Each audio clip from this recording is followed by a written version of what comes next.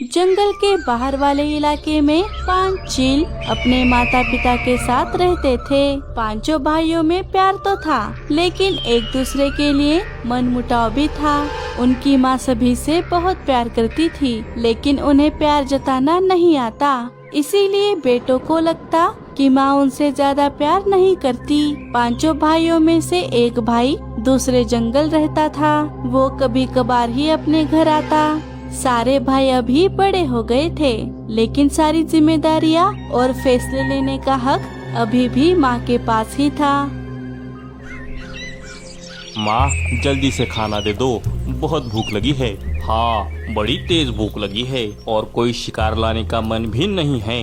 अरे ये तो कल का बासी खाना है, मैं अपने बच्चों को कैसे खिलाऊंगी। हाँ हाँ रुको, पहले तुम्हारे पिताजी तो खा ले, बाद में वो तुम्हारे लिए भी शिकार ले आएंगे।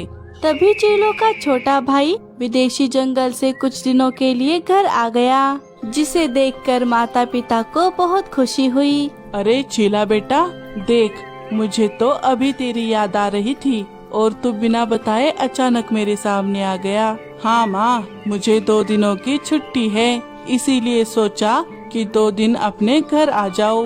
बड़ा अच्छा किया बेटा, चल खाना खाने बैठ जा, थक कर आया है, भूख लगी होगी। अरे मेरे बेटे को ऐसा बासी खाना खिलाएंगे क्या? जाइए, जाकर किसी अच्छे से लकड़बग्घे का मांस लेकर आइए। ठीक है, मैं अभी जाता हूँ। चीलों के पिता शिकार लाने चले गए। तभी उन्हें बाहर जाते वक्त गिद्ध देख लेता है। अरे वाह, लगता है मेरा शिकार आ गया। अब शिकार मिलना पक्का है, बस ऊपर वाला मेरी साथ दे। देखा, छीला के आते ही माँ हमें कैसे भूल गई।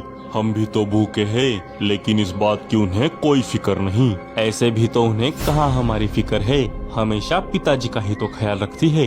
हम खाए या ना खाए, इस बात से उन्हें कोई फर्क नहीं पड़ता। हाँ, पिताजी भी कैसे शिकार लाने चले गए, वरना रोज तो हमें ही भेजते हैं। पढ़ाई कर रहा है तो क्या हुआ, हम भी तो यहाँ पर रहकर माँ पिताजी की सेवा ही कर रहे हैं। हमारी तो कोई कीमत नहीं है, अभी भी सारे फैसले उन्हीं के हाथों में हैं। मना क्यों कर रही हो माँ? मैं फालतू में पैसे खर्च नहीं करूँगा, बस मुझे इस बार पैसे दे दो। नहीं छीला, तू समझने की कोशिश कर, यहाँ पर तुम्हारे भाइयों को भी पैसों की जरूरत होती है। अब कल की ही बात ले ले, कल चंदू को किसी काम से पैसे चाहिए थे, लेकिन उसने मुझसे मांगे नहीं, बल्कि बचाए पैसों में से ही वो काम कर लिया। कुछ सीख उससे। माँ भी ना हमेशा भाइयों के गुण गाती रहती है, पैसे तो दे नहीं रही, ऊपर से कान पका रही है, वो अलग। तभी उन्हें उनके पिताजी की जोर से चीखने की आवाज आई। अरे ये तो इनकी आवाज है। सभी तुरंत आवाज की दिशा में चले गए। इधर चीलों के पिता गिद्ध ने बिछाए धातु से बने जाले में फंसकर अपना दम तोड़ देते हैं। अरे मैंने तो सोचा था कि इसके बच्चों में से कोई आकर इस जाले में फंसेगा, अब इसी बुड्ढे को खाना पड़ेगा। नोम नोम नोम नोम नोम नोम। उसी वक्त गिद्ध को चीलों के आने की भनक लग गई।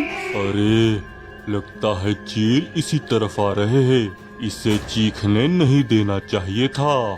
गिद्ध जितना हो सके उतना मांस खाकर वहाँ से भाग जाता है।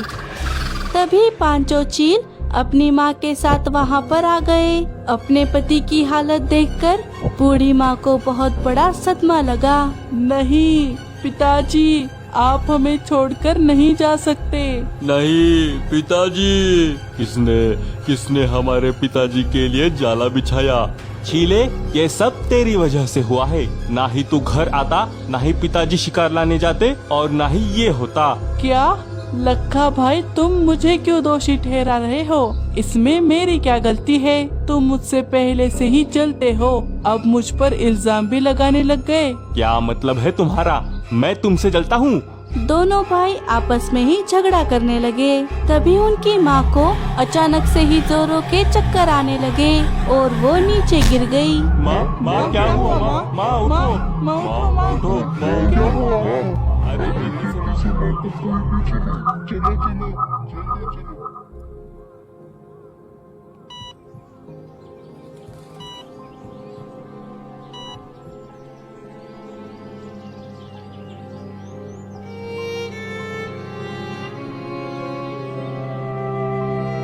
और फिर मैंने उस हिरन को ऐसे पकड़ा कि वो भाग ही नहीं पाया। तू भी ना लखा, तुम बड़े ही अच्छे शिकारी हो भाई। अपने बेटों की बातें सुनकर बूढ़ी माँ को बहुत तकलीफ हुई। उन्हें इस बात की हैरानी भी थी कि उनके बेटे इतनी जल्दी सब कुछ भूलकर अपनी जिंदगी में व्यस्त कैसे हो सकते हैं। अजी, आप मुझे छोड़कर क्यों गए? अब मैं आपके बिना कैसे जीऊंगी? नहीं, मुझे रोना नहीं चाहिए। ये नहीं है तो क्या हुआ, मुझे मेरे बेटों के लिए जीना ही होगा। अब धीरे धीरे उनकी माँ सदमे से बाहर आने की कोशिश करने लगी, लेकिन उनके बेटों को उनकी कोई फिक्र नहीं थी। उनकी माँ शारीरिक और मानसिक दोनों तौर पर कमजोर हो गई थी, लेकिन फिर भी वो अपने बेटों के लिए जैसे तैसे खाना बनाती। फिर भी उनके बेटे उसमें से भी कोई न कोई कमी निकालते। ऐसे ही दिन बीत रहे थे। दिन ब दिन चीलों की माँ और भी कमजोर होती जा रही थी। वो हर वक्त घोंसले में उदास पड़ी रहती। एक दिन उनकी तबीयत बहुत बिगड़ गई। उन्हें सर्दी बुखार हो गया, लेकिन फिर भी किसी भी बेटे ने उनका हाल तक नहीं पूछा। चंदू, ए चंदू, जरा सुन तो। अरे बेटा, मुझे जरा वैद्य जी के पास ले चल। जरा खांसी और बुखार भी लग रहा है और मन भी अच्छा नहीं लग रहा। अरे आप मुझसे ही क्यों कहती है? हर वक्त बस चंदू चंदू। तंग आ गया हूँ आपकी रोज की बीमारियों से। अरे ऐसा क्यों कह रहे हो बेटा? अब मुझसे सहा नहीं जा रहा, इसीलिए तुमसे कहा। जब देखो तब आप परेशान और दुखी रहती है। आपकी वजह से हमें घर में आने का भी मन नहीं करता। बेटों की बातें सुनकर माँ का पूरा हौसला ही टूट गया। वो आगे क्या बोलती, बस चुपचाप रहकर आँखों से आंसू बहाती रही। अगले दिन बूढ़ी माँ की तबीयत और बिगड़ गई, जिसे देखकर चील और भी तंग आ गए। सुनो भाइयों, आज मैं अपने विदेशी जंगल लौटने वाला हूँ। वैसे भी मेरी बहुत छुट्टियाँ हो गई है। क्या मतलब है तुम्हारा? इतने दिनों से तो तुम माँ पिताजी के पास भी नहीं थे, उन्हें हम ही संभाल रहे थे। अब अगर तुझे जाना है तो माँ को अपने साथ लेकर जा। हाँ, लखा भाई सही कह रहा है। जाना है तो माँ को अपने साथ लेकर जा छीले, वरना कोई जरूरत नहीं है विदेश वगैरह जाने की। क्या तुम लोगों का दिमाग तो ठिकाने पर है ना? वहाँ पर मैं अपने ही खर्चे जैसे तैसे चलाता हूँ। अगर माँ को ले गया तो माँ के खर्चे कहाँ से करूँगा? वो सब हमें नहीं पता।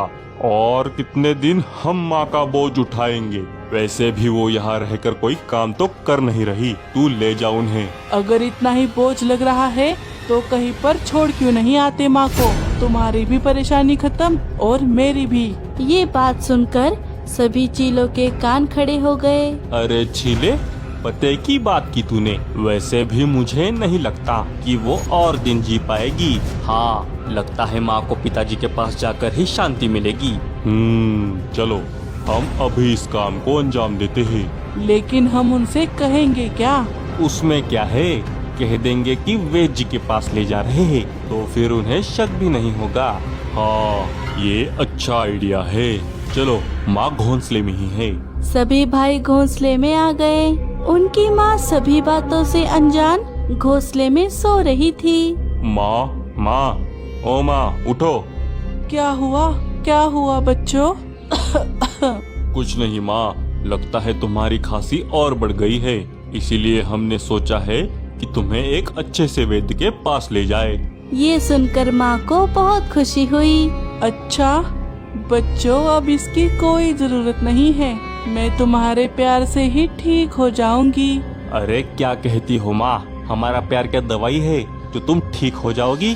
चलो चलो, वैद्य जी के पास चलो। अच्छा ठीक है, चलो। पांचों चील अपनी माँ को बहुत दूर एक अनजान जगह पर ले जाने लगे। अरे बेटा, ये हम कहाँ जा रहे हैं? वैद्य जी का घर तो उस तरफ है ना? अरे माँ, अब वैद्य जी का घोंसला वहाँ नहीं है, अब वो यहाँ रहते हैं। सभी धोखे से अपनी माँ को एक ऐसी जगह पर ले आते हैं जहाँ से उनका अकेले वापस आना लगभग नामुमकिन था। अरे बेटा, ये हम कहाँ आ गए हैं? ऐसी डरावनी जगह पर कौन से वैद्य जी रहते हैं? वैद्य जी यहाँ पर नहीं है माँ, वो तो यहाँ से आगे रहते हैं। भाई मैं जाकर वैद्य जी को ले आता हूँ, आप यही रुकिएगा माँ। लखा झूठ बोलकर वहाँ से चला गया। लो, अगर ऐसी ही बात थी तो हम वैद्य जी के पास ही जाते ना, यहाँ पर रुकने की क्या जरूरत थी? वो तो हमने सोचा ही नहीं माँ। मेरे बेटे मेरे लिए कितना कुछ कर रहे हैं। मैं इस दुनिया की सबसे भाग्यशाली माँ हूँ। माँ लगता है वैद्य जी को आने में देरी है, तब तक मैं आपके लिए कोई शिकार लेकर आता हूँ। हाँ भाई, आप अकेले मत जाइए, मैं भी आपके साथ चलता हूँ। कालिया और चीला भी झूठा प्यार जताकर वहाँ से चले जाते हैं। ऐसे ही कुछ न कुछ बहाना देकर बाकी चील भी वहाँ से भागने लगे। ये सारा नजारा पेड़ की खोखर में छुपी मीठी चिड़िया देख रही थी। वो अनाज लाने आई थी, लेकिन चीलों के आने की वजह से उसे वही छुपना पड़ा। अरे नहीं, अब मैं यहाँ से कैसे निकलूंगी? ठीक है फिर आप यहाँ से कहीं मत जाइए और अपना ख्याल रखिएगा माँ।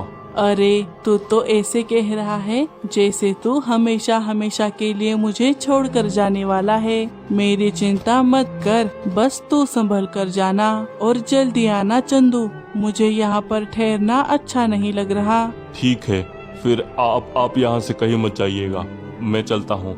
बड़ा चील बेटा भी वहाँ से चला गया। चीलों ने एक बार भी अपनी माँ को पलटकर नहीं देखा, लेकिन उनकी माँ जब तक उनके बेटे दिख रहे हैं तब तक उन्हें निहार लेती। मानो जैसे उस माँ के दिल को पता था कि अब उसके बेटे लौटकर नहीं आने वाले। ये सब कुछ मीठी चिड़िया देख लेती है। दूर से देखने के बाद भी उसे सारी घटना समझ आ गई। अरे कैसे बेटे हैं, अपनी बूढ़ी माँ को ऐसी भयानक जगह पर छोड़कर चले गए। अगर मैं इनकी मदद करने गई तो ये कहीं मेरा ही नुकसान ना कर दे। आखिर है तो ये शिकारी पंछी ही ना। मीठी वही बैठी रही। कई घंटे बीत गए, लेकिन बूढ़ी माँ का एक भी बेटा लौटकर नहीं आया। बूढ़ी माँ बिल्कुल एक बच्चे की तरह अपने बेटों का इंतजार करते हुए बैठी रही। थोड़ी देर बाद जंगल में बारिश आने लगी, लेकिन फिर भी चीलों की माँ बारिश से बचने के लिए दूसरी जगह पर नहीं गई। बूढ़ी माँ की हालत देखकर मीठी को बहुत बुरा लग रहा था। पता नहीं बच्चे कितनी देर लगाएंगे। हे ऊपर वाले, उनकी सुरक्षा करना, उन पर कोई मुसीबत ना आए। ऐसा कहते ही बूढ़ी माँ को चक्कर आने लग गए। उन्हें देखकर मीठी बिना सोचे उनके पास आ गई। अरे नहीं माँ जी, आपको क्या हुआ?